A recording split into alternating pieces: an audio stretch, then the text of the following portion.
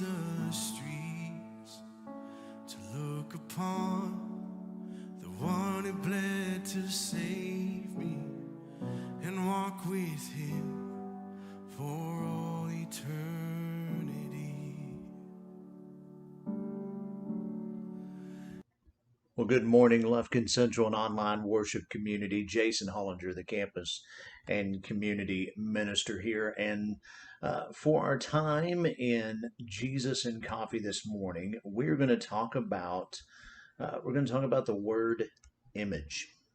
You know, there's a commercial that came out years ago with the soft drink Sprite that says, "Thirst is nothing but image.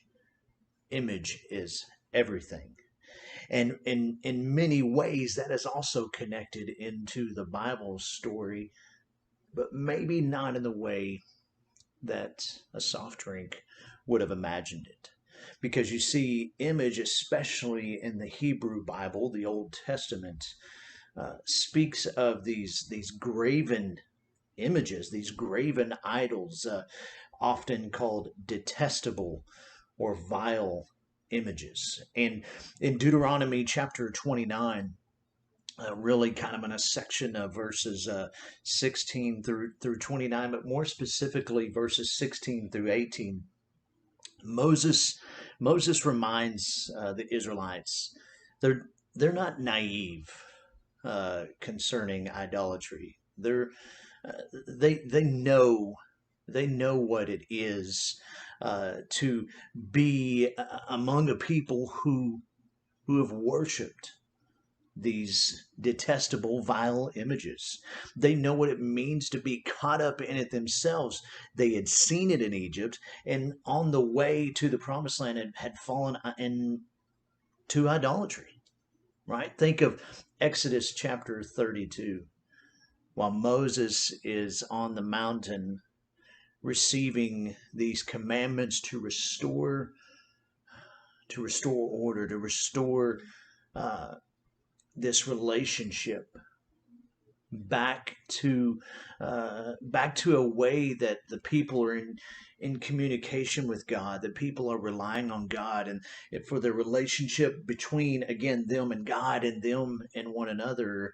And while Moses is on the mountain, they convince Aaron to make a golden calf for them to worship, to make a vile and detestable image. And then in Numbers 25, Israel is seduced in Moab.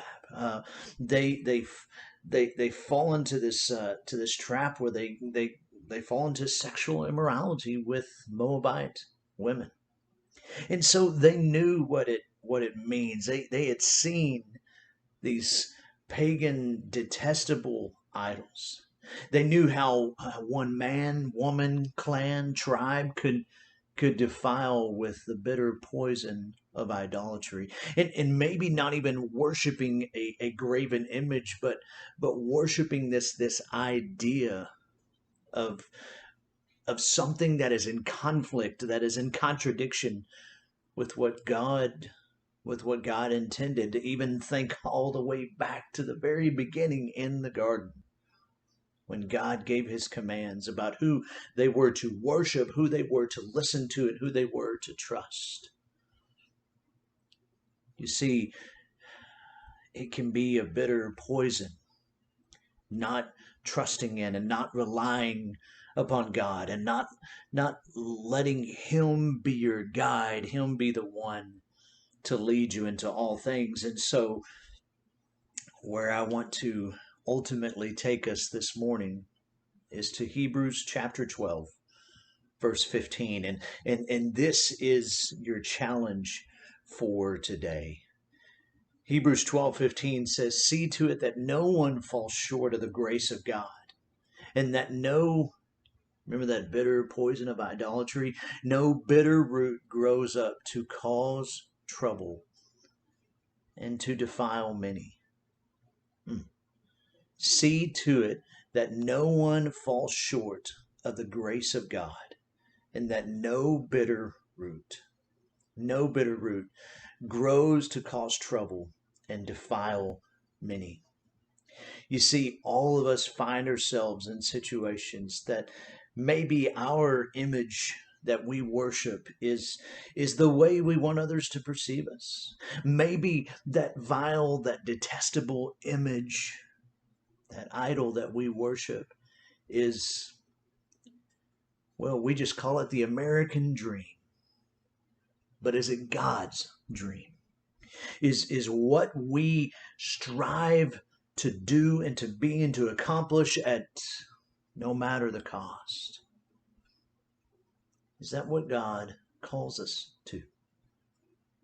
And so my desire for you today, my challenge for you today, as we're just a few days removed from celebrating the birth of Jesus, as we think about maybe fresh opportunities, new opportunities, and especially as we lean into the new year, right? New Year's resolutions that everybody gives, everybody makes, everybody intends to keep, and maybe at times falls short of those.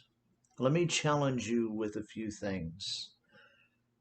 Let me encourage you to always continue to look to God as your source of strength, as your source of direction, of purpose. Our God will never leave us. Our God will never abandon us. And he says, see to it.